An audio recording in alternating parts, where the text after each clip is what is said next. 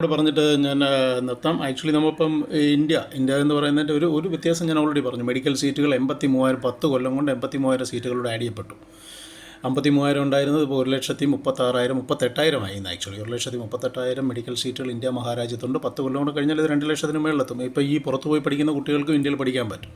അപ്പോൾ ഈ പറയുന്ന രാജ്യങ്ങളിലേക്കൊക്കെ കുട്ടികളെയും അവരുടെ സ്ഥാപനങ്ങൾക്ക് വേണ്ട സമ്പത്തും കണ്ടെത്തി കൊടുക്കുന്നത് ഈ പറയുന്ന ഇപ്പോൾ ഈ പ്രശ്നങ്ങൾക്ക് ഇറങ്ങി പുറപ്പെട്ടിരിക്കുന്ന ആൾക്കാരാണ്. ഇന്ത്യയിൽ മെഡിക്കൽ വിദ്യാഭ്യാസം മോശമാണെന്ന് വരുത്തി തീർക്കാനുള്ള ഒരു ശ്രമത്തിൻ്റെ ഭാവവും കൂടെയാണത്. അതുകൊണ്ട് എല്ലാ ജനാധിപത്യ വിശ്വാസികളും ഈ ഒരു കാര്യങ്ങൾക്കെതിരെ ശക്തമായി നിലയുറപ്പിക്കണം. നരേന്ദ്രമോദി എന്ന് പറയുന്ന ഒരു ദീർഘവീക്ഷണമുള്ള ഒരു മനുഷ്യനാണ് നമ്മുടെ ഇന്ത്യ മഹാരാജ്യം ഇന്ന് ഭരിക്കുന്നത്. അദ്ദേഹത്തിൻ്റെ കരങ്ങൾക്ക് ശക്തിയാകാൻ നമുക്ക് കഴിയണം. നമ്മുടെ ഓരോരുത്തരുടെയും സപ്പോർട്ട് അദ്ദേഹത്തിന് അത്യാവശ്യമുണ്ട്.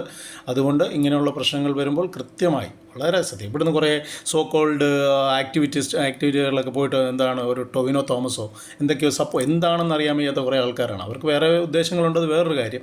എന്നാൽ പോലും നമ്മളാരും തന്നെ ആ ഒരു രീതിയിലേക്ക് വരാതെ തീർച്ചയായിട്ടും നരേന്ദ്രമോദിയുടെ കൂടെ തന്നെ അടിയുറച്ച് നിൽക്കാൻ കഴിയണം. അതാണ് നമ്മുടെ ഇന്നത്തെ അവസ്ഥയിൽ ഇന്നത്തെ രാജ്യത്തിന് വേണ്ടത്. എല്ലാവർക്കും എൻ്റെ നന്ദി, നമസ്കാരം.